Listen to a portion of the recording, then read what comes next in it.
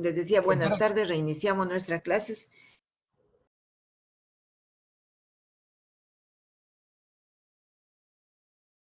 ¿Examen? ¿Me escucho, Eric? ¿Te doctora, se le escucha escucho? entrecortado. Eric,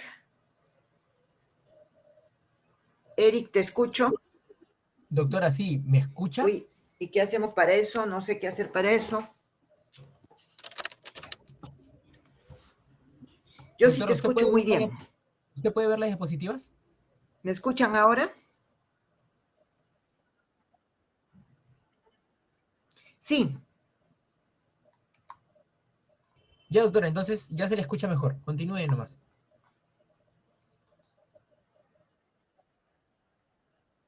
ya. Bueno, entonces les decía de que comenzamos y reiniciamos nuestras clases después de la primera evaluación que ha sido la semana pasada. Tengo que felicitar, hay compañeros de ustedes, hay alumnos que han obtenido la nota de 20, 19, 18, 17. La nota más baja ha sido de 13. Menos mal, no tenemos ningún desaprobado. Me hubiera gustado que esos 13 no fueran 13, si no fueran 15. Entonces, eso les quiere decir que tienen que estudiar un poquito más a los que han sacado 13, que son como 8, 9, que tienen la nota de 13, también hay 14. No veo ningún 15 así rápidamente. Hay 16, hay 17, 18 y hay 20. Entonces les decía, creo que lo positivo es que ustedes tienen que ir repasando, tienen que ir leyendo cada vez que hagamos las clases y que los seminarios sirven para reforzar.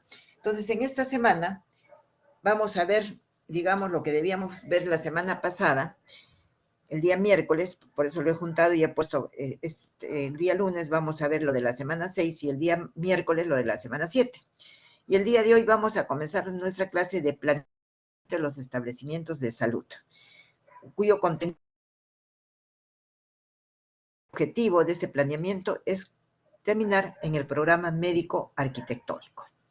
Entonces, si ustedes se acuerdan, cuando veíamos la parte de planeamiento, decíamos, tenemos planeamiento estratégico, tenemos planeamiento operativo y tenemos planeamiento de los establecimientos de salud. Entonces, muchos de ustedes, creo que incluso alguno me hizo la pregunta, ¿y qué cosa era lo del planeamiento de los establecimientos de salud? Entonces, ahora ya les digo, es terminar en el programa médico arquitectónico. Y vamos a ver todas las etapas que se tienen que llevar a cabo para llegar a este objetivo, a este final del planeamiento de establecimientos de salud. Comenzaremos diciendo y recordando qué funciones tienen los hospitales. Entonces, eso nos quiere decir, nos da a conocer que las funciones de los hospitales son diferentes a las funciones de los establecimientos del primer nivel de atención. Y hago un paréntesis, ¿no? Porque creo que ya está pensando el ministerio, creo, que ya ustedes puedan regresar a la parte presencial y creo que también están pensando que se hagan primero rotaciones en establecimientos de primer nivel de atención para después poder pasar a los hospitales de segunda y tercera complejidad. Eso como algo que se de forma indirecta. Sigamos con lo nuestro y decíamos que las funciones de los hospitales son tres. La función asistencial, la función de docencia y la función de investigación. ¿Por qué hice el comentario? Para diferenciar entre las funciones de hospitales de las funciones de primer nivel de atención, que la función principal de estos establecimientos es la preventivo-promocional y después la asistencial, y también docencia, y la de investigación se reserva de más alta complejidad. Dentro de la función asistencial tenemos la asistencia ambulatoria, tenemos la hospitalización, tenemos las urgencias y emergencias. Creo que también en algún momento hemos comentado que la diferencia entre urgencias y emergencias es que la emergencia pone en riesgo la vida de la persona, la urgencia no. La segunda función es la docencia, que es docencia de pregrado y de posgrado para médicos y para los otros profesionales de la salud. Y dentro de la docencia no solamente se van a formar profesionales de la salud, sino que se va a dar una formación continua, una docencia continua a las personas que trabajan en el hospital. Tercero,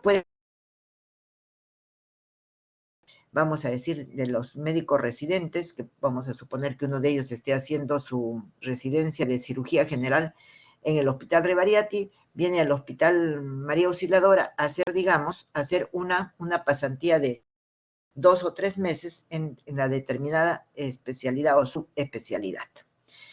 Y luego tenemos la investigación, que la investigación está reservada para los hospitales de más alta complejidad. Entonces decíamos, si ustedes se acuerdan, que existía una pirámide en la cual el 80% debía atenderse en el primer nivel. Se reservaba el 20% para los hospitales. Y el 15% debía atenderse en el primero y segundo nivel, ¿no?, de complejidad de los hospitales. Y para el tercer nivel solamente quedaba un 5%, donde la función principal de ese hospital es la investigación.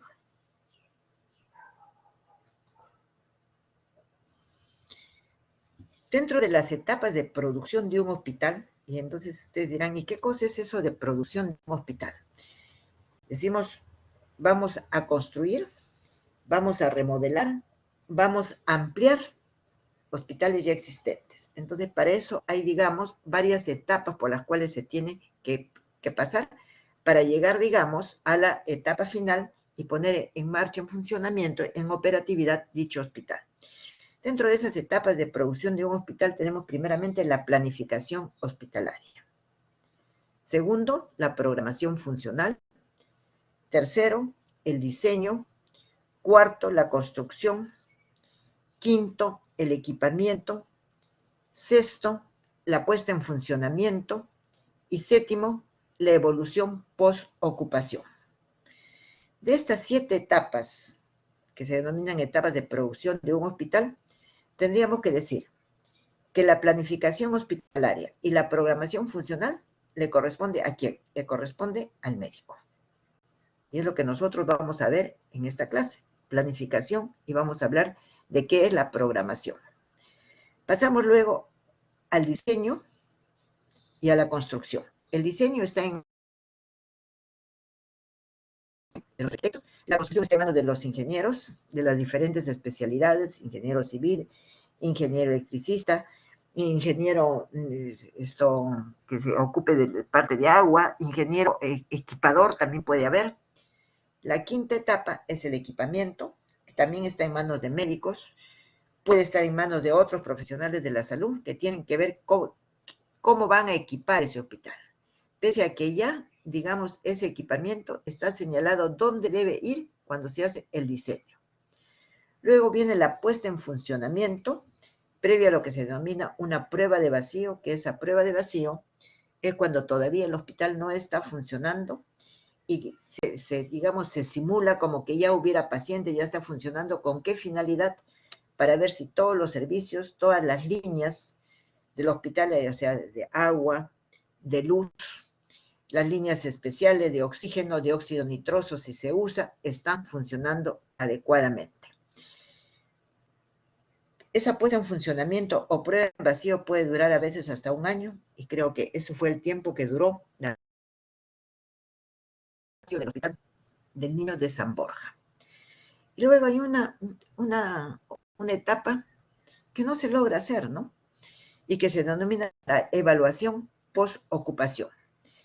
¿Y qué pasaba antes del gobierno de Kuczynski? Para construir, para ampliar un hospital, se tenía que estar sujeto a la ley de inversiones y se tenía que hacer un proyecto. Entonces ese proyecto decía, sí, necesitamos el hospital porque vamos a atender esta cantidad de pacientes, que es una demanda insatisfecha que existe ahora, y con eso vamos a mejorar los indicadores de salud de toda esta localidad, de toda esta zona donde esté ubicado el hospital.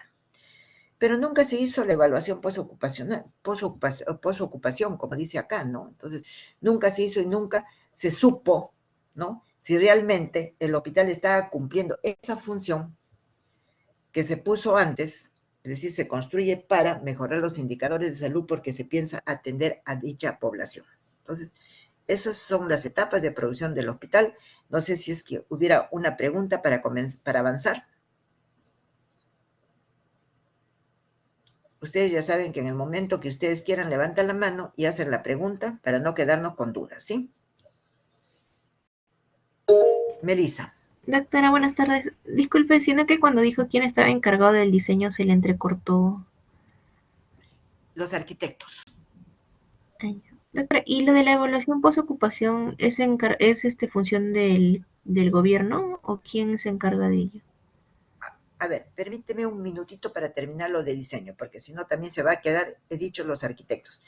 El arquitecto hace el diseño arquitectónico, o sea, el diseño de la planta física, pero también tenemos el diseño, digamos, de las líneas vitales, que va a estar en manos de los ingenieros especialistas, que hacen agua, los que ven la parte de luz.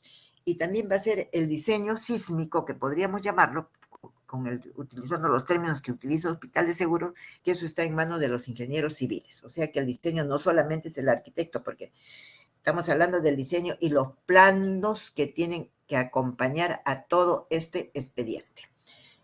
No sé si contesté la primera pregunta, ¿sí? Sí, doctora. Ya. La segunda pregunta en relación a la evaluación postocupación.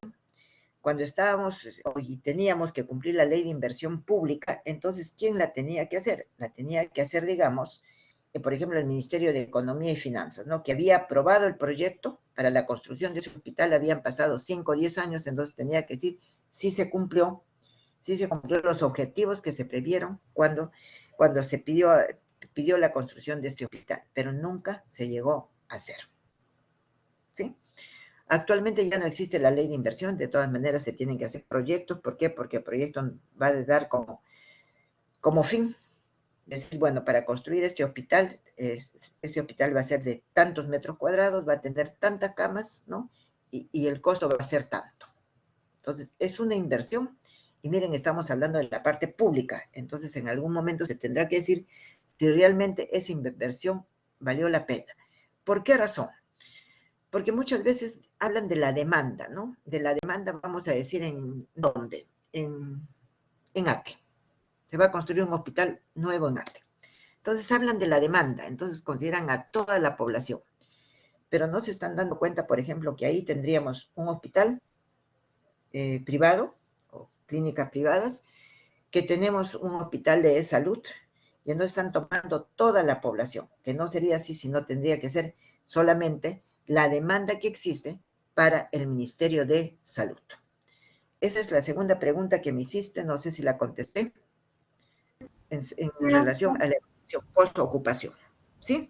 sí, doctora, gracias. Entonces, viendo ya estas etapas de producción del hospital, nosotros nos vamos a ocupar principalmente de la planificación hospitalaria, y entonces también vamos a mencionar qué es esto de la programación funcional que tiene como resultado el programa médico arquitectónico. Planeamiento hospitalario. Vamos a leer qué dice esto. Dice que el planeamiento hospitalario se orienta a que nosotros como usuarios internos del servicio, en base a criterios técnicos, definamos lo que necesitamos en nuestro hospital, lo que servirá para que los arquitectos e ingenieros elaboren los planos de diseño respectivos que harán posible la construcción, ampliación o remodelación de los establecimientos. Cuando se mencionan de los establecimientos, se está refiriendo a los hospitales, no se está refiriendo al primer nivel, ¿sí? Entonces, de repente vale poner un ejemplo, vale considerar algo, de decir lo siguiente. Se orienta a que nosotros como usuarios internos, en base a criterios técnicos, definamos lo que necesita nuestro hospital. ¿Por qué? Somos nosotros los médicos lo que realmente conocemos, sabemos de la CIS, sabemos de otras cosas, y somos los que vamos a plantear lo que realmente estamos necesitando, ¿sí? ¿Habría alguna pregunta en relación a esto? ¿Me dan unos 2 minutos, por favor?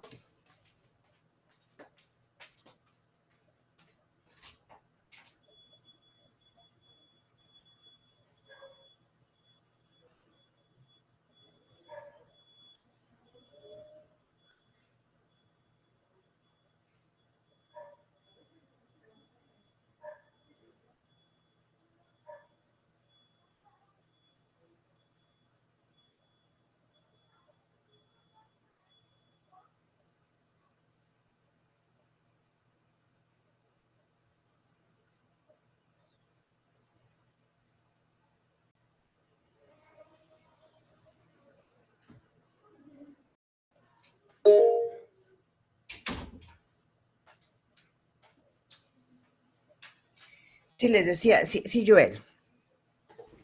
Una pregunta, para lo que vendría a ser Joel, el ¿te escucho? sí, para el planeamiento hospitalario, en este caso, ¿tendría que también hacerse un análisis previo del ambiente externo antes para poder hacer la construcción de diferentes hospitales? ¿O este tipo de criterios sobre la evaluación del ambiente externo se hace posteriormente ya a la construcción del ambiente hospitalario?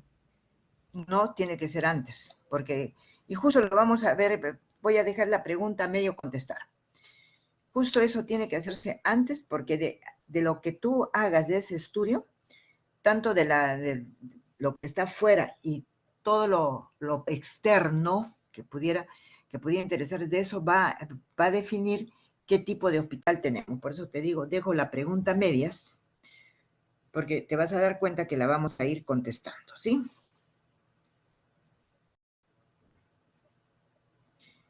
Y comenzamos con la planificación hospitalaria. Miren, es diferente planificación que programación. Y dice, la planificación hospitalaria es el proceso estratégico de la conceptualización del tipo de servicio hospitalario que se requiere.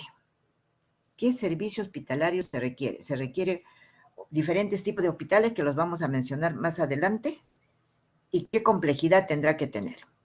Dice que este proceso debe estar orientado a la articulación con otros niveles de complejidad y procurando que se realice bajo el enfoque de red integrada de servicios de salud, redes integradas de servicios de salud. Esto ya lo hemos hablado en clases anteriores y decíamos que el hospital no es una isla, tiene que trabajar en redes integradas, o sea, tiene que trabajar con los establecimientos de menor complejidad, que son, o de baja complejidad, que son los puestos y centros, ¿sí?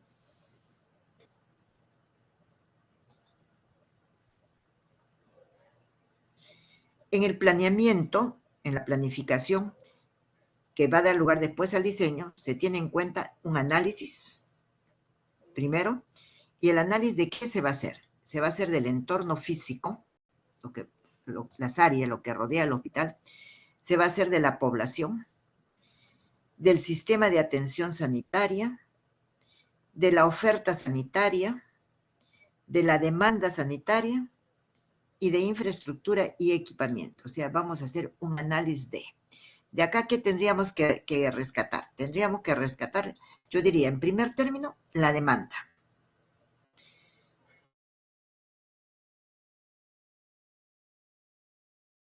Tenemos que ver si en esa población, en esa localidad donde pensamos construir nuestro hospital, tenemos otros establecimientos de salud que ya están atendiendo a un porcentaje de esa población, ¿sí?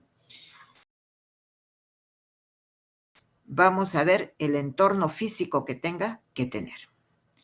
Una vez que hemos analizado todo esto, pasamos a hacer un plan maestro director. Y les voy a decir, vamos a ver, ¿qué ve el plan maestro director? Ve la población de referencia, el modelo de organización que va a tener, el modelo tecnológico, o sea, el equipamiento, la cartera de servicios que va a brindar de inversiones, o sea, cuánto cuesta y cuánto costará.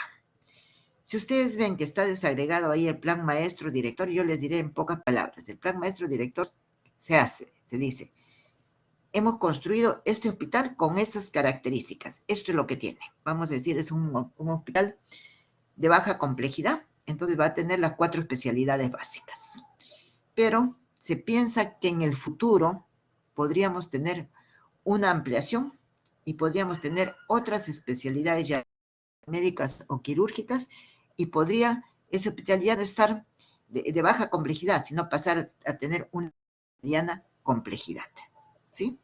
Entonces, eso se denominaría lo que es el modelo de organización y que el plan maestro nos dice, esto vamos a dejar. Entonces, eso es un plan maestro. ¿Qué tenemos ahora? Vamos a construir todo esto con este costo, pero de acá a 2, 3 años estamos dejando para un área de tantos metros cuadrados que nos va a servir para posibles ampliaciones. Tercero, tenemos lo que se denomina el plan funcional. En el plan funcional tenemos criterios de localización, de diseño y de construcción. Entonces, lo importante, ¿dónde va a estar situado? ¿Qué localización va a tener? ¿A media cuadra? ¿En una esquina? No sé. El programa médico-arquitectónico, la organización hospitalaria que va a tener, y las condiciones de operación o de funcionamiento que va a haber. Y la cuarta etapa, que nos lleva a este planeamiento y diseño, tenemos los estudios de inversión y operación. ¿Cuánto necesitamos gastar para construirlo? ¿Y cuánto el monto aproximado para que este hospital comience a operar? ¿De cuánto va a ser? Tenemos en esos estudios de inversión los proyectos de arquitectura, de ingeniería, que ya los hemos comentado, el proyecto de equipamiento, la ejecución y supervisión de obras, y tenemos la formulación de programas y planes operativos. ¿Alguna pregunta que es importante antes de pasar esta lámina? ¿Alguna pregunta?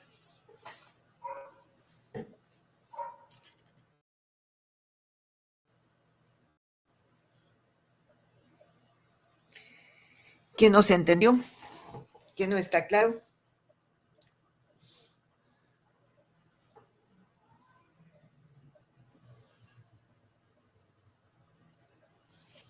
Joel, ¿alguna pregunta? Sí, doctora, una consulta. En todo caso, si de por sí el plan maestro incluye tener de por sí una visión sobre una posible expansión, no sé en sí de forma adelantarse de por sí los hechos, tal vez incluso gastar más en recursos tratando de adquirir esa porción de terreno que la que se piensa expandir a futuro. No, es que no vamos a comenzar a adquirir, no se adquiere, digamos, por etapas, no se adquiere por etapas las áreas, ¿no? Sino tienes un área, vamos a decir un área de ¿cuánto? De 1.500 metros cuadrados, por decir algo. Y sobre esos 1.500 metros cuadrados vas a hacer el diseño, o el arquitecto va a hacer el diseño, según el plan médico, la parte médica que tú le has dado, que va a ser el análisis de la oferta, o sea, el análisis de lo primero que hemos dicho que va a ser el plan maestro director, ¿no? Y puede decir, bueno, vamos a dejar estos 500 metros para posibles ampliaciones. No sabemos qué posibles ampliaciones van a hacer porque tendríamos que estudiar qué cosa, ver el análisis de situación de salud de acá a 5 años. Vamos a decir, el proyecto lo estamos haciendo este año, pero de acá a 5 años no sabemos cuáles van a ser las necesidades de salud. No sé si contesté tu pregunta, Joel. O sea que tiene de por sí ya un área delimitada y sobre esa área trabajan y dejan especialmente una parte por si es que requiere algo más. A eso se refiere. Así es. Es igual. No lo iba a decir porque capaz los confundía, pero mejor se los voy a decir. Vamos a suponer, tenemos el hospital. ¿Qué hospital? El Hospital Almenara. El Hospital Almenara, ustedes ven que tiene ya otras edificaciones en la parte posterior. Antes todo terminaba en emergencia, pero ahora tiene otras edificaciones posteriores.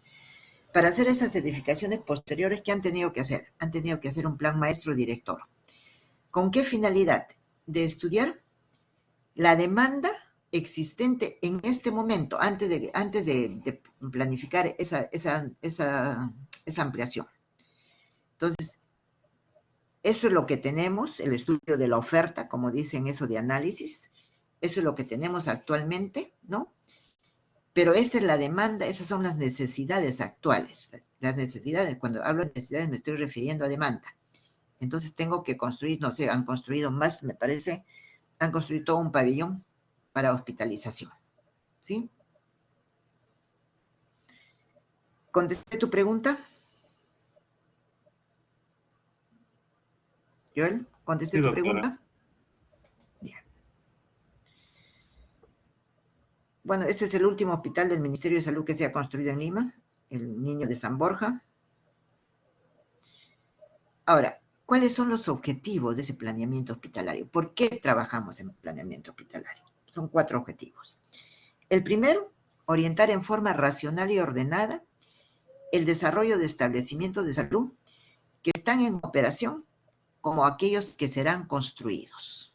O sea, no podemos, por ejemplo, tener un hospital y a una cuadra tener otro hospital así sea de otro sector, o a la espalda tener una clínica y estar con eso, ¿no? Por eso dice, orientar en forma racional y ordenada el desarrollo de los establecimientos de salud que están en operación como aquellos que serán construidos.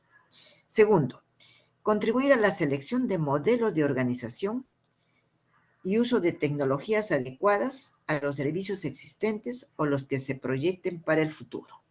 Acá, por ejemplo, ustedes ven, dice, a los que se proyecten de futuro. Y es lo que yo estaba mencionando hace un momento, que dejamos un área libre de X metros cuadrados, un 20%, vamos a decir en porcentaje, un 20% de área libre del total del terreno que tenemos para otros servicios que sean, que los tengamos que ver a futuro, que no sabemos qué tipo de servicios serán.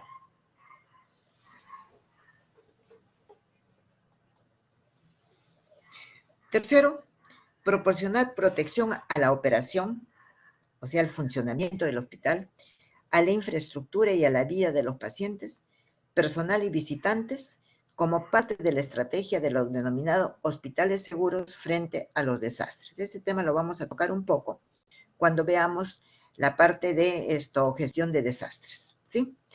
Entonces, ¿qué sucede? Tenemos que proteger, como dice, primeramente la vida de las personas que están en el hospital. Tenemos que proteger la infraestructura física y tenemos que proteger el equipamiento. Cuarto, apoyar el desarrollo de un plan de inversiones a corto, a mediano y a largo plazo. Entonces, esas son las funciones del planeamiento hospitalario, que no crezcan en forma desordenadamente, que se tenga un plan de inversiones, como dice ahí, a corto, a mediano y a largo plazo, que se proteja la vida de las personas, que se cuide la infraestructura física y se resguarden la tecnología, o sea, el equipamiento hospitalario. Y ya les digo, como finalidad de hospitales seguros es que el hospital siga funcionando pese a que haya un desastre natural. Teníamos estos dos términos que les dije que lo íbamos a ver y que nos competen netamente a nosotros como profesionales de la salud y como médicos. La enfermera también puede trabajar en este tema. Dice, el planeamiento y la programación son los elementos esenciales para tomar decisiones sobre las edificaciones existentes, o sea, lo que tenemos ahora, y las nuevas. O sea, las existentes, ¿cuándo? Cuando se van a ampliar.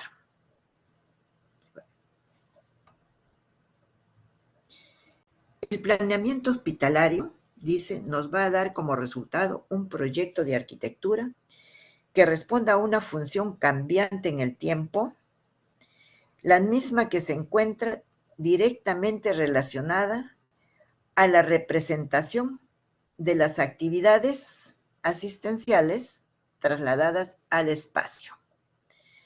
Nos va a dar como resultado un proyecto de arquitectura que pueda responder a una función cambiante. El ejemplo es bien claro, lo que ha sucedido en esta pandemia. Muchos hospitales no han tenido UCIs y han tenido que adaptar algunas de sus áreas, algunos de sus servicios para que funcionen como UCI. Dice que el planeamiento hospitalario representa, digamos, la función que se va a hacer, pero trasladada al espacio físico. ¿Qué función? Por eso decía, esto de planeamiento y la programación está y debe estar principalmente en los médicos. ¿Qué función se tiene que hacer? Y para eso, ¿qué necesito? ¿Qué servicios necesito? ¿O qué tipo de hospital necesito?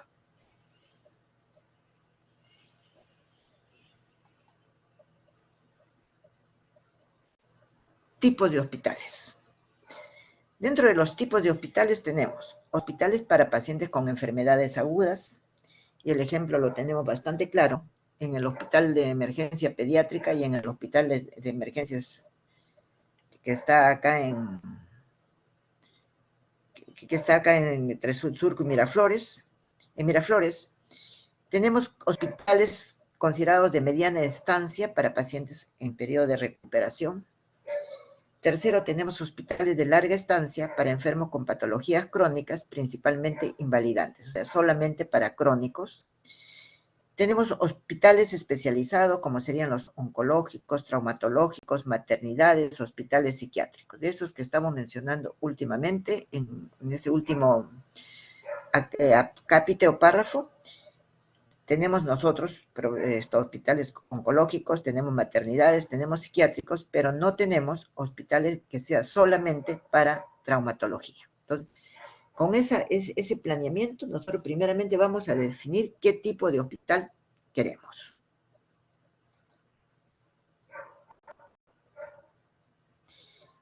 Y dice que a lo largo del tiempo las actividades se ven afectadas directamente. ¿Por qué? Por cambios externos fuera del hospital, y por la organización de los servicios de salud. Y como ejemplo de esta organización de los servicios de salud, podríamos poner el trabajar en redes de establecimientos de salud.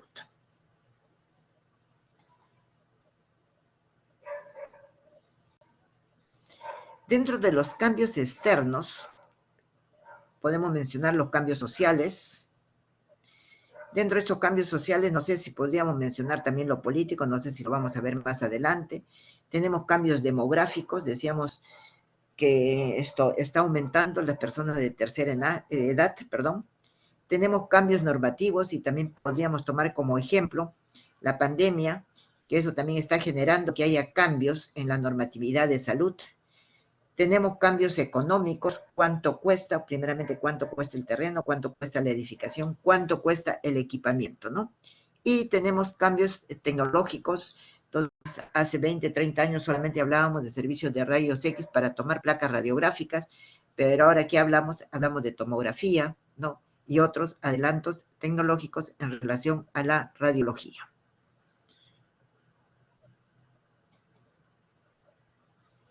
¿Alguna pregunta hasta acá? ¿Alguna pregunta?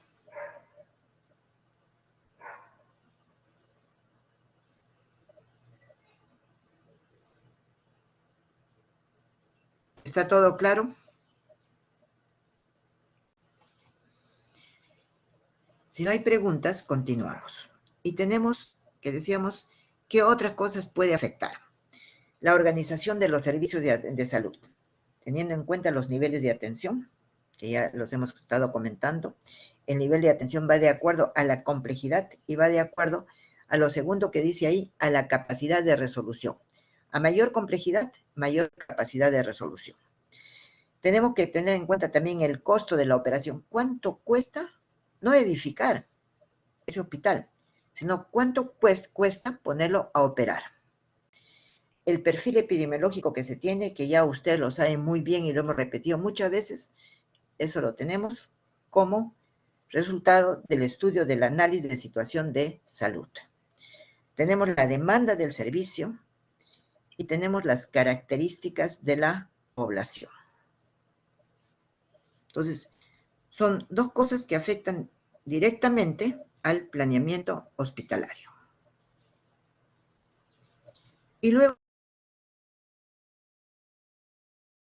a ver, y nuevamente repito, si hubiera alguna pregunta, nuevamente, y si no hay preguntas, vamos a ver variables que inciden en el planeamiento del hospital. ¿Qué variables? ¿Qué cosas? ¿Qué se tiene en cuenta para construir el hospital?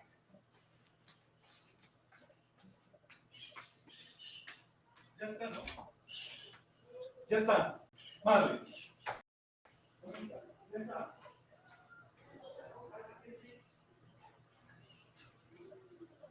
Jessy, ya está su destino arreglado, ¿eh?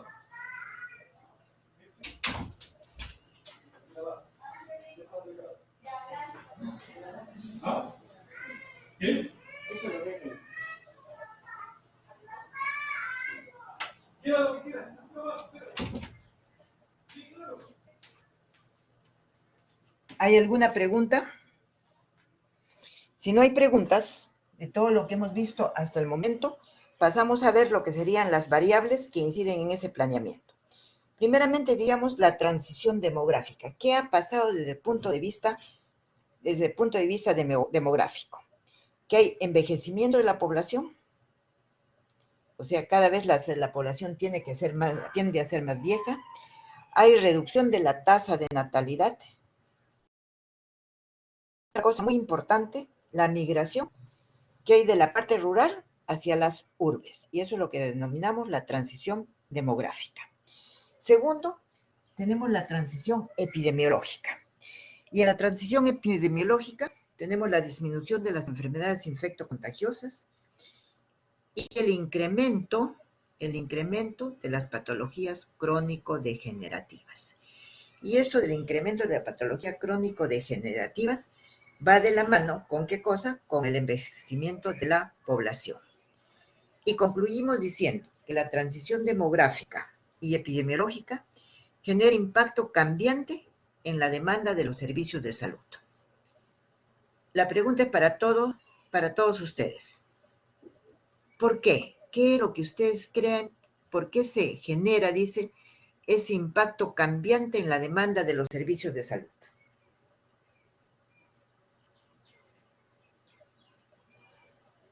La pregunta es para todos.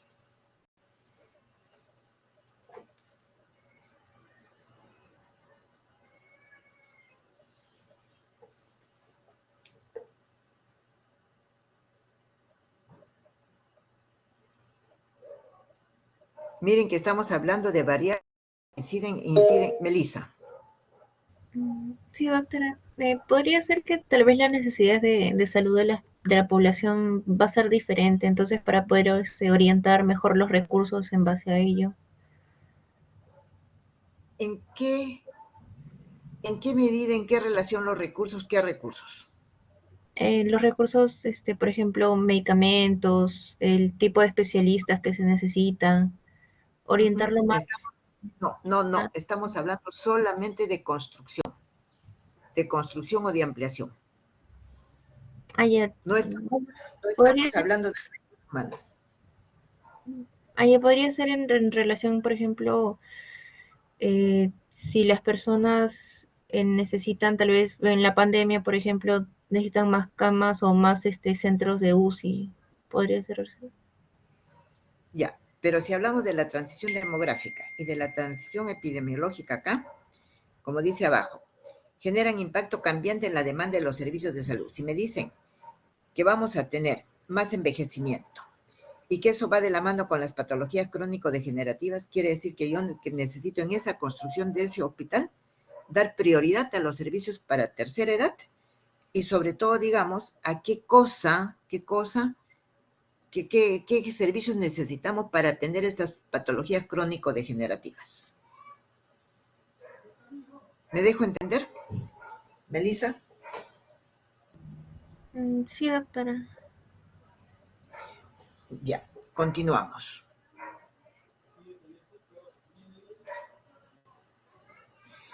Dice que otra de las variables son los cambios en los estilos de vida, derivados de la drogodependencia, del alcoholismo, del tabaquismo, de la violencia, de la depresión y de la angustia. Y entonces acá, en esos cambios de estilo de vida, nos hace pensar que necesitamos hospitales psiquiátricos. Vendría la pregunta, ¿hospital psiquiátrico o necesitamos un buen servicio de psiquiatría dentro del hospital general? ¿Por qué? Vemos, y en la pandemia se ve que ha aumentado, digamos, por ejemplo, los problemas derivados de la depresión, derivados de la angustia. ¿Sí? Entonces, eso nos hace pensar qué servicios necesitamos construir o ampliar. Otra variable, la contaminación ambiental. Y por ende, ¿cuál es la consecuencia que trae esta contaminación ambiental? Tenemos también el aumento de violencia, accidentes de tránsito que generan discapacidad. Entonces, estamos en esos hospitales para agudos, ¿no? Hospitales de emergencia como los que ya tenemos. ¿Qué otra variable? El incremento de los desastres naturales. Si hay un desastre naturales, ¿qué pacientes son los que en una oportunidad vamos a tocar bien este tema de cambio climático en una clase que definitivamente va muy ligado a la parte de los desastres naturales? ¿Sí? Entonces, miren, otras variables que nosotros hemos visto hasta acá. Continuamos.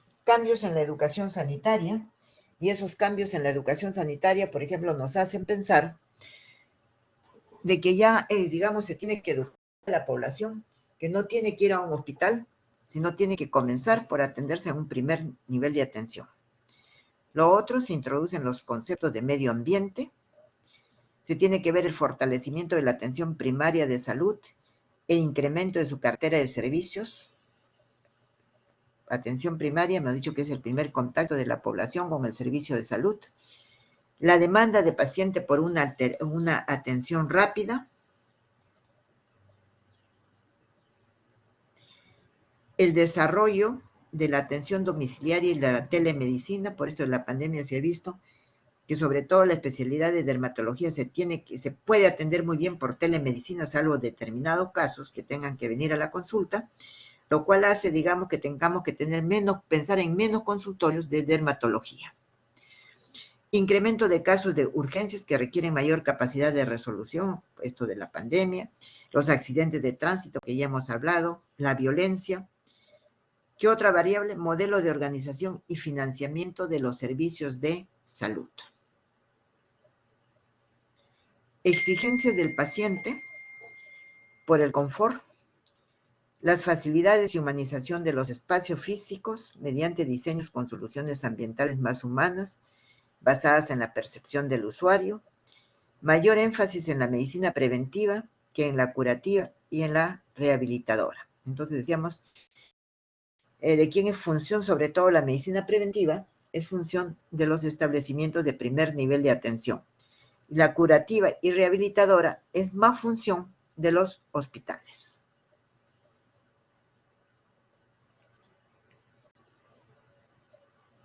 Disponibilidad de tecnología avanzada en el diagnóstico y tratamientos no invasivos. Desarrollo de sistemas computarizados de telemedicina, diagnóstico por imágenes de tipo intervencionista.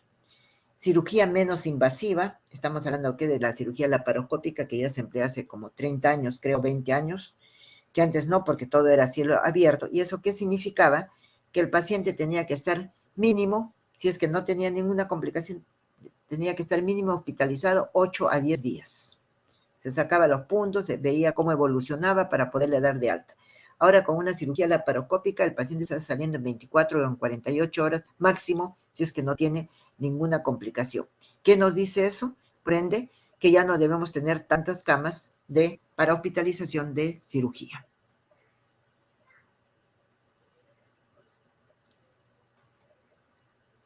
¿Alguna pregunta? ¿Y cómo entienden todo esto de las variables que hemos hablado que van a incidir en el planeamiento y en el diseño hospitalario?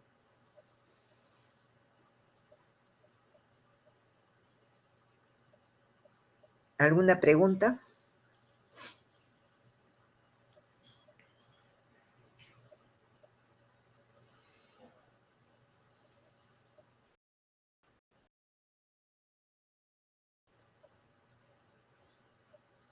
¿Alguna pregunta? ¿Melissa? No, doctora, todo claro.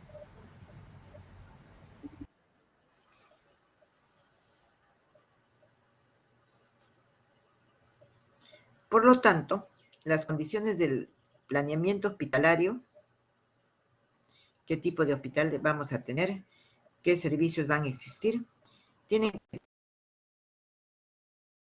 condiciones de accesibilidad. Accesibilidad tiene que ver con la localización de ese terreno para esa construcción o la disponibilidad de esa área de terreno en un hospital ya construido, por ejemplo, para construir un determinado servicio o para ampliar la emergencia.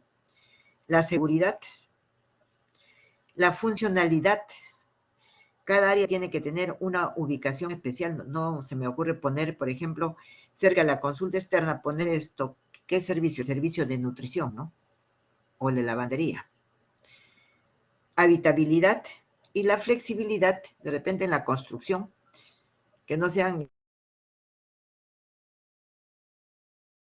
hacer cambios físicos en el momento que se pueda necesitar. Entonces, como condiciones del planeamiento hospitalario tenemos la accesibilidad, la seguridad, la funcionalidad, la habitabilidad y la flexibilidad.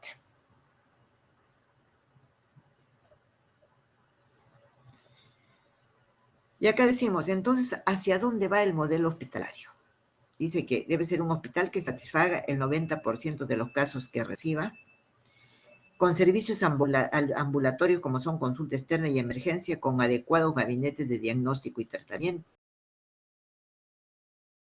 con una reducción de la capacidad de hospitalización. Y acá me voy a detener. Antes incluso, hará unos 30 o 40 años, se denominaba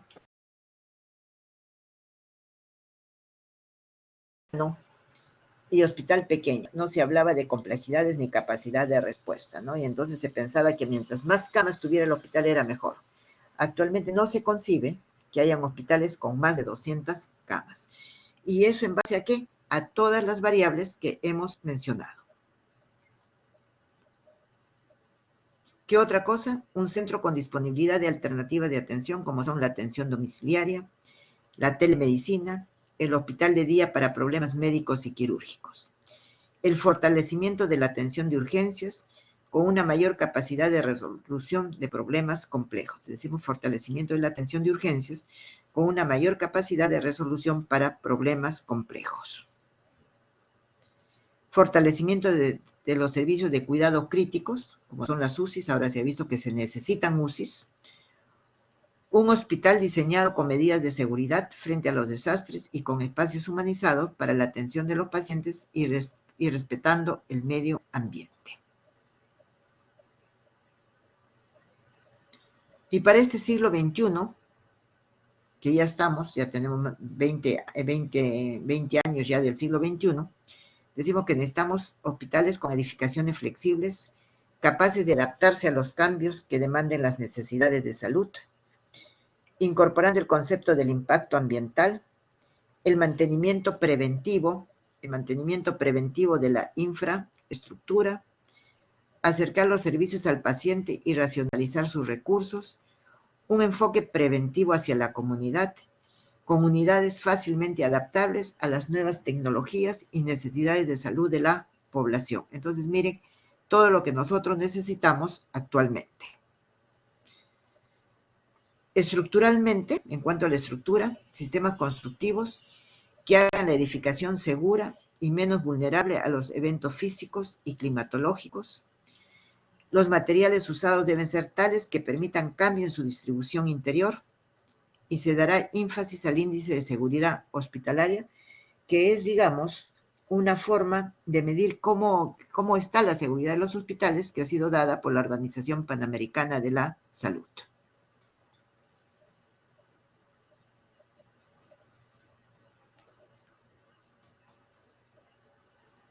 ¿Alguna pregunta o duda hasta este momento? Joel. En todo caso, ¿cuáles deberían ser ese tipo de materiales que puedan permitir ese cambio en la distribución interior? Que el material no sea de material noble, o sea que no estamos hablando de fierro, no estamos hablando de tener columnas, tener eso, sino trabajar con drywall. El drywall es un material que dice puede soportar 20 o 30 años de duración y que se puede inmediatamente cambiar, ¿no? No hay ningún problema que se pueda movilizar, que se pueda cambiar el hospital.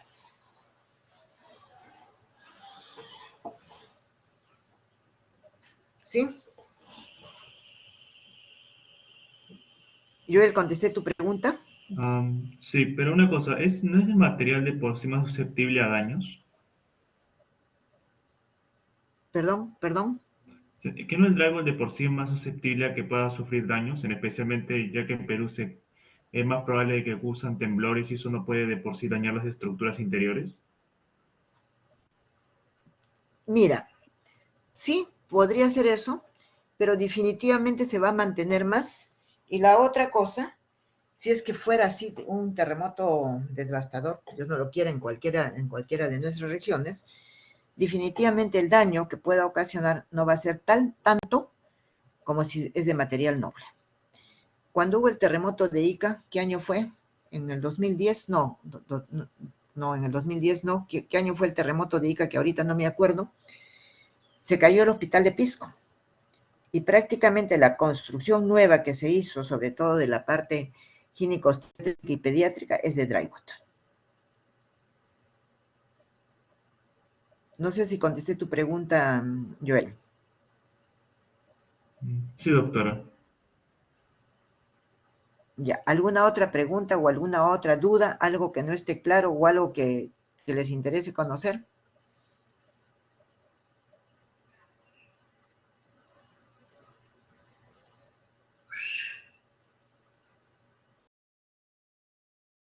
¿Pregunta?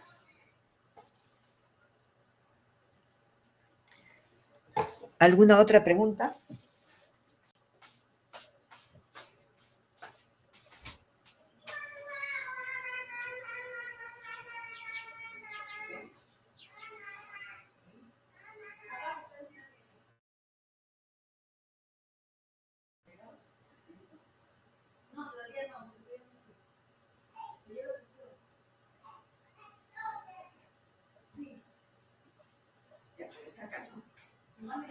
No. Hey. Ya.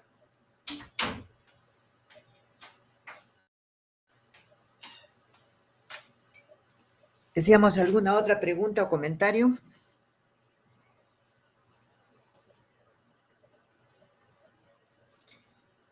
Y acá, ¿qué tenemos? Dice que el resultado de una mala planificación y programación adecuada genera edificios mal estructurados, crecimientos anárquicos, o sea, crecen, por ejemplo, dicen, vamos a ampliar el servicio de ¿qué? El servicio de gastroenterología.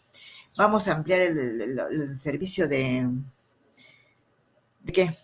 De UCI. Vamos a ampliar el servicio de emergencia. Pero sin tener todo este estudio que realmente se tiene que dar, entonces se produce lo que se denomina los crecimientos anárquicos. También las circulaciones mal definidas, porque tiene que tenerse en cuenta las circulaciones internas, las circulaciones externas, y por ende edificios sobredimensionados. ¿Qué quiere decir edificios sobredimensionados? Que no logran atender la demanda que se propusieron atender, ¿no? Entonces, que hay mucha oferta y hay poca demanda. Dice, algunos hospitales han colapsado estructuralmente por efecto de los desastres y otros pueden colapsar funcionalmente por problemas de planeamiento y programación funcional. Ese es el hospital de Ica, que se cayó en el terremoto de Ica y que definitivamente el que hay ahora es un hospital nuevo. ¿Qué cosa es lo que puede pasar, no? Cuando hay un sismo, miren todo lo que puede suceder en el hospital. Y si no hay comentarios o preguntas, tendríamos que pasar al plan funcional, pero antes quiero que quede claro lo que es una planificación y que responde a un análisis de situación de salud y a todas esas variables que hemos ido viendo y que se reflejan desde luego en nuestro análisis de situación de salud. La otra cosa que se piensa en construir o en ampliar un hospital que no es para un año, tiene un horizonte de 5 a 10 años. Antes se decía de 20 a 25 años. Actualmente creo que máximo uno puede pensar en 15 años. ¿Por qué? Porque el perfil epidemiológico y todas las cosas, esas variables que hemos ido mencionando, van cambiando. Eso es en cuanto a la planificación. En cuanto a la programación, ya viene a decir cuántos consultorios necesito, el centro quirúrgico, cuántas salas de operaciones debe tener, qué salas de operaciones debe tener, debo tener un centro obstétrico, tiene que ese centro obstétrico estar separado del centro quirúrgico, puede estar involucrado, tengo que tener un centro de cirugía ambulatoria que va a funcionar dentro del centro quirúrgico o va a estar junto a la consulta externa. Hemos dicho cuántos consultorios, cuántas camas de hospitalización necesito para cada uno de los servicios, cuántas camillas necesito para emergencia, ¿no? Entonces, a eso ya se denomina lo que sería la programación. Lo otro es la planificación.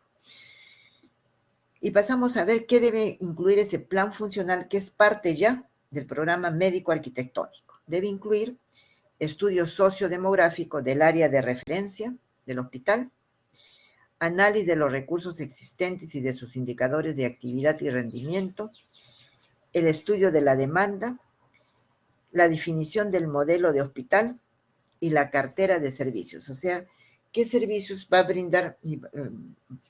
Vemos la redundancia, cada uno de los servicios existentes. ¿Qué otra cosa? Criterios para la localización del hospital en el caso de una construcción nueva, el programa médico arquitectónico, el programa de equipamiento, la organización del hospital, las condiciones generales de operación del hospital. Me voy a detener en esto del programa de equipamiento. Definitivamente, no se puede hacer un diseño, no se puede hacer un programa médico si es que nosotros no hablamos del equipamiento. ¿Por qué razón? Porque nosotros tenemos que, en un programa médico, decir, y creo que lo vamos a ver más adelante, lo voy a dejar para más adelante, si no retrocedo a esto que estamos diciendo, pero que el equipamiento es una de las terceras cosas que se tiene que tener en cuenta para dar las áreas a los hospitales. Y pasamos al programa médico arquitectónico, ¿sí? Lo que hemos visto primero ha sido el denominado plan funcional. Y ahora vamos a ver el programa médico arquitectónico. Y decimos que en ese programa médico arquitectónico o este programa médico arquitectónico debe responder a ¿para quién es el área o servicio? ¿Es para pacientes? ¿Es para familiares? ¿O es para otros usuarios? ¿Qué actividad se realizará? ¿Qué actividad se realizará? ¿Cuáles son las funciones del área y de las actividades? ¿Quién las realiza? Médicos, enfermeras u otros profesionales. ¿Con qué? ¿Con qué es la tecnología y el mobiliario? Y entonces un programa médico funcional, un programa médico que es parte del programa médico arquitectónico dirá, vamos a construir la consulta externa. Este es un servicio, la consulta externa es un servicio para pacientes y también es para familiares. ¿Por qué es para familiares? Porque los pacientes no vienen solos, los pacientes vienen con la familia que los trae. En la consulta externa, ¿qué es lo que vamos a hacer? Se va a hacer la historia clínica, se va a examinar al paciente para un posible diagnóstico. Entonces, ¿qué actividad se realizará? ¿Cuáles son las funciones que se hacen? ¿O qué funciones se hacen en el centro quirúrgico en cada una de las salas de operaciones? ¿Quién la realiza? Médicos, enfermeras u otros profesionales. Médicos, ¿cuántos médicos? ¿Cuántas enfermeras? Otros profesionales, tecnólogos o técnicos. ¿Cuántas personas tienen que estar en esa área? Por ejemplo, en una consulta externa tiene que estar el médico y tiene que estar la enfermera o el técnico. Para realizar esa función, vamos a decir en consulta externa, ¿qué es lo que necesitamos? Necesitamos mobiliario. ¿Sí? Necesitamos mobiliario, necesitamos un escritorio, una silla para el médico, 2 sillas para los pacientes. Necesitamos después para el examen una camilla, un peldaño. ¿Qué otra cosa? Necesitamos una vitrina, necesitamos una lámpara a cuello de ganso, necesitamos una mesita de mayo, otra vitrina para poner el tensiómetro y otras cosas, ¿no? Y entonces ese equipamiento y que tiene que estar diseñado en ese plano de equipamiento, ¿dónde va a estar? Porque no es porque a mí se me ocurre y en este lado coloco el escritorio, al otro lado coloco la camilla y al otro la vitrina, no, sino que tiene que estar en ese plano de equipamiento muy bien catalogado, muy bien dicho, dónde va a estar, ¿sí? ¿Cuántas personas van a estar? ¿Cuántas personas pueden entrar ahí en relación a los pacientes? ¿Y cuántas personas van a estar ahí? Y de esto va a dar como resultado para que el arquitecto diga, esto dice el programa médico, por lo tanto el consultorio no puede ser menor de 12 metros cuadrados. Pero si hablamos de un consultorio de gineco-obstetricia, tenemos que pensar que debe tener un baño incorporado. Y si tiene que tener un baño incorporado, entonces ya no hablamos de 12 metros cuadrados, sino ya estamos hablando de 15 metros cuadrados. No sé si más o menos me están entendiendo lo que estoy diciendo o lo que estoy tratando de decir. ¿Qué otra cosa tenemos que ver en ese programa médico? Tenemos que ver cómo se realizan las funciones que hemos dicho, por lo tanto tenemos necesidad de tener diagrama de flujo, de comunicaciones, de circulaciones, de condiciones ambientales. Tenemos que ver cuáles son las características de cada una de las áreas, de las unidades o de los servicios, y por ende las dimensiones de cada área unidad o servicio. Entonces, como resultado final de todo lo que hemos dicho, entonces el arquitecto va a decir, bueno, necesitamos tanto en metros cuadrados. Y de ahí, por eso que se llame programa médico arquitectónico. Tenemos que ver también la organización física en cuanto a la ubicación de cada una de las áreas, llámese la consulta externa, la administración, la hospitalización, el centro quirúrgico, el servicio de rayos X y las relaciones funcionales que tiene que tener cada uno de ellos, cada una de ellas entre sí. Por lo tanto, también los flujos de circulación del personal, de los pacientes, de los visitantes. Y algo que no se menciona y que lo deberíamos mencionar es el flujo de los alumnos de pregrado, ¿no?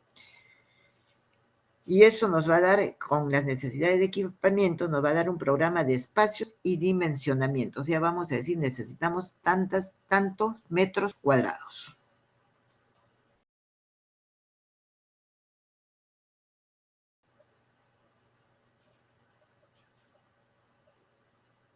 ¿Alguna pregunta hasta acá?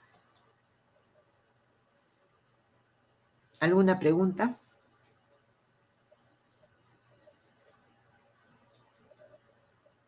¿Alguna pregunta?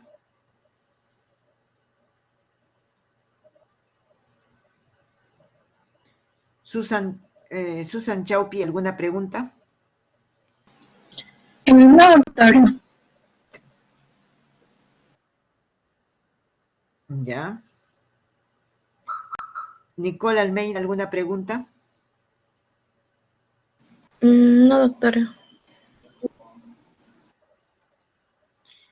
Vemos la parte de arquitectura, dice en la parte de arquitectura, cómo debemos generar el continente físico de la actividad y su adaptación funcional.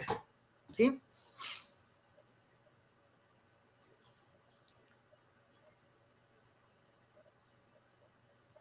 Y acá, esto que yo se los voy a dejar, acá están las relaciones funcionales, ustedes tienen en azul, en más azul, el acceso directo que deben tener una área con otra, por ejemplo, no alcanzo a ver, hospitalización, digamos, con qué área se relaciona más, si está el color más pálido, con cuál menos, y tiene que haber algo que no tenga ninguna relación. Entonces ustedes ven que esto se refiere a lo que yo les he estado comentando en relación a las relaciones que deben tener cada una de las áreas. Dentro de los servicios de hospitalización podemos considerar la hospitalización y las áreas de hospitalización de cuidados especiales, como sería UCI, y la de cuidados intermedios. Y acá, para que tengan una idea de lo que es un programa médico, dice cuidados especiales. La unidad funcional de cuidados especiales tiene vinculación directa con la emergencia, los centros quirúrgicos y obstétricos, los servicios de apoyo al diagnóstico, y además debe contar con comunicación y fácil acceso a la unidad de hospitalización, cirugía ambulatoria y admisión hospitalaria. Debe ubicarse en un lugar aislado acústicamente de los ruidos del ambiente exterior y de tránsito restringido para el público en general. Contará con zonas de circulación semi-restringida que mantengan en contacto directo el área de cuidados intensivos con los de intermedios, debido que entre estas áreas existe una vinculación funcional y administrativa. Entonces, acceso directo de esta unidad de cuidados intensivos con banco de sangre, centro quirúrgico, centro obstétrico, imagenología, diálisis, emergencia y laboratorio. Acceso inmediato con anatomía patológica, cirugía ambulatoria, esterilización, hospitalización.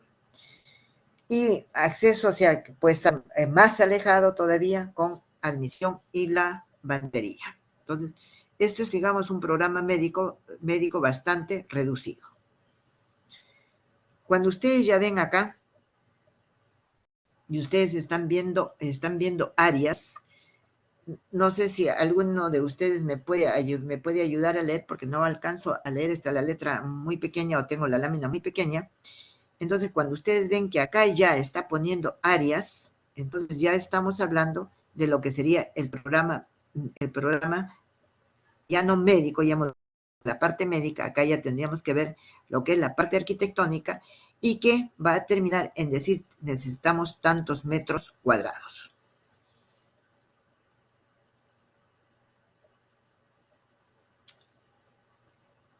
A ver, ¿quién me ayuda a leer este programa de áreas?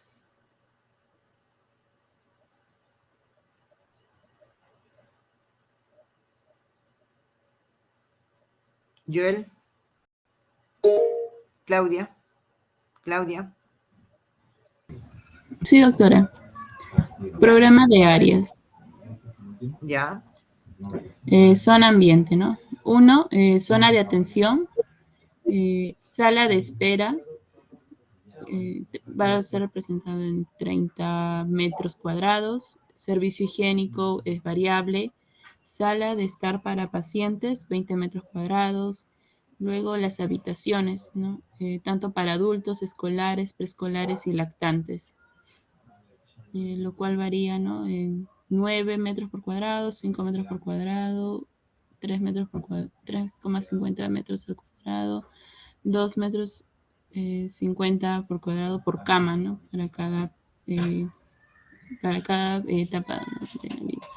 En cuanto a la zona técnica, estación de enfermería, 12 metros cuadrados, trabajo limpio, 8 metros cuadrados, trabajo sucio, 8 metros cuadrados, área de dictado, 4 metros cuadrados, para tópico, ¿no? La sala de exploración, 16 metros cuadrados y el repostero, 12 metros cuadrados. En cuanto a la zona de soporte técnico, tenemos a las áreas de camilla y sillas de ruedas, 2 metros por camilla, el otro 0,50 metros por silla de ruedas, cuarto de ropa limpia, 6 metros cuadrados, almacén de materiales y medicamentos, 6 metros cuadrados, almacén de equipos, 20 metros cuadrados, cuarto de limpieza, 4, cuarto de ropa sucia, 4, cuarto séptico, 6 metros cuadrados, depósito de residuos, 3 metros cuadrados. Y luego viene la zona administrativa, oficina de responsable de la unidad, 9 metros cuadrados, oficina de enfermería, de enfermera supervisora, 9 metros cuadrados, luego la sala multiuso, 20 metros cuadrados. Y por último, la zona del personal, sala de estar, 8 metros cuadrados y servicio higiénico, 3,50 metros cuadrados. Entonces, de esa manera ustedes han visto, digamos, cómo ya el arquitecto pone las áreas a ese programa médico que ya lo hemos visto. Este es un programa médico arquitectónico que termina en decir tantas áreas necesitamos para una unidad de hospitalización. Dentro de los servicios ambulatorios tenemos consulta externa, emergencia, cirugía ambulatoria. Y así decimos que la unidad de consulta externa y los gabinetes funcionales de diagnóstico y tratamiento deben tener acceso directo e independientes de la parte externa del establecimiento de salud. Se recomienda que se ubiquen en el primer nivel y que cuenten con vinculación a las unidades de farmacia, imagenología, anatomía patológica, laboratorio y documentación clínica, y también tendrán fácil acceso y comunicación a las unidades de enseñanza, diálisis, administración y admisión hospitalaria. Esta unidad debe estar separada de las correspondientes a hospitalización y cuidados especiales. Y abajo ustedes ven el acceso directo, el acceso inmediato y el que tiene que es lo que está más lejos, ¿no? Entonces, unidad de emergencia también es otro ejemplo, que debe estar ubicada en un acceso inmediato, directo desde el exterior del establecimiento. Entonces, miren, esta es una circulación externa, es el ejemplo de una circulación externa, dice, debe estar ubicada en un lugar de acceso inmediato y directo desde el exterior del establecimiento de salud, de preferencia en relación con una vía de comunicación principal que facilite el ingreso y salida de vehículos y peatones, así como preste las facilidades a las acciones de triaje y evacuación ante demandas masivas en casos de desastres. Seguimos. Esos son todos los servicios de diagnóstico y tratamiento que existen, ustedes ya lo conocen. Anatomía patológica, centro quirúrgico, centro obstétrico, centro de esterilización, unidad de diálisis, unidad de farmacia, imagenología, laboratorio clínica, medicina hiperbárica, medicina transfusional, oncología, rehabilitación. Eso nos habla también del centro quirúrgico. Vamos a avanzar un poquito, ustedes lo van a leer. Y otros servicios que son los servicios de soporte asistencial y servicios generales, ¿no? Entre los administrativos, administración, admisión, unidad de enseñanza, unidad de informática, unidad de prevención de riesgo, programa y están sus programas respectivos diarios, servicios generales, unidad de almacén, unidad de dietética, de gestión de residuos hospitalarios, de ingeniería clínica, de lavandería, de limpieza, y tienen su programa diario, tienen sus referencias bibliográficas. Eso lo encuentran ustedes en la literatura. Y finalmente tendríamos que hablar de las instalaciones sanitarias e hidráulicas, en las cuales tenemos una red de agua potable fría y caliente, una red de agua contra incendios, una red de riego para áreas verdes, desagüe de aguas pluviales, desagüe de aguas servidas. Luego tenemos las instalaciones eléctricas, hemos hablado de las sanitarias. La red de agua potable dice que para hospitalización se necesitan 600 litros por día por cama, para los consultorios 500 litros por día por consultorio, para lavandería 40 litros por kilo de ropa, para regadío 2 litros por día y por metro cuadrado. Entonces, miren, todo eso se tiene que tener en cuenta para construir una cisterna y tanques elevados. También tenemos instalaciones mecánicas que son el vapor, el gas combustible, el oxígeno, el vacío, óxido nitroso ya no se usa, aire comprimido, aire acondicionado, y también acá se consideran los ascensores y montacargas. Tomas de oxígeno, que ahora se ha visto que es sumamente importante y que debieran tener, por ejemplo, el 100% de todas las camas de hospitalización, ¿no? Acá decía, para medicina general y cirugía, 25% de camas. Ahora se ha visto que deben tener todas, porque en un momento dado el paciente necesita oxígeno, como lo que ha pasado ahora en eso de la pandemia. Para pediatría también debe haber, actualmente se decía 50% de camas, ahora se piensa que debe ser un 100%. Para aislados, 100% de camas, neonatología 25%, para prematuros 100%, y en cuidados intensivos, desde luego, el 100% de camas. En emergencia, el 100% de camillas, recuperación 100% de camas. En la sala de operación tiene que haber una toma de oxígeno por sala, en la sala de partos 2. ¿Por qué 2? Porque esa sala de partos es para una cama, pero en un momento dado que se necesite, se puede poner otra cama más y deberíamos tener otra, por lo tanto, otra toma de oxígeno, por eso son 2. Y en rayos X, una toma de oxígeno por sala de rayos X, porque se pueden producir problemas de que los pacientes les pueda chocar las sustancias las sustancias que se les inyecten y podrían hacer un shock, ¿sí? Estos son hospitales modernos. El Hospital Regional de Lambayeque tiene construido ya creo como unos 10 años. También es uno de los más antiguos en diferentes vistas. ¿Alguna pregunta final sobre lo que hemos visto ahora? ¿Alguna pregunta final?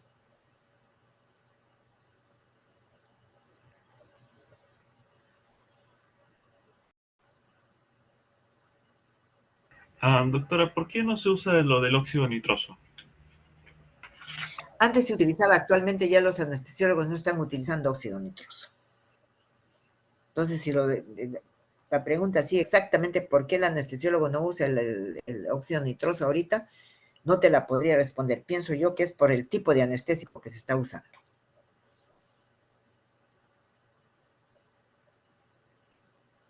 Muy buena tu pregunta. Tendríamos que consultar con los anestesiólogos por qué no se usa el óxido nitroso, ¿sí?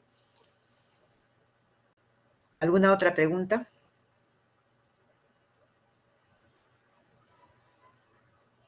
¿Alguna otra pregunta? Entonces, si no hay preguntas, damos por finalizada esta clase de planeamiento de los establecimientos de salud, ¿no? Que en realidad lo que hemos tocado son hospitales. No hemos tocado puestos y centros porque la infraestructura es una infraestructura mínima, se puede decir, ¿no? Si no hay preguntas, con eso estaríamos terminando la última clase sobre planeamiento. Y el día miércoles vamos a ver ya lo que sería la parte de la segunda función de la administración, que sería la organización. ¿Sí? Buenas tardes, muchas gracias. Gracias, doctora. Gracias. Gracias, doctora. Nos vemos en el seminario. Gracias, doctora. Gracias, doctora.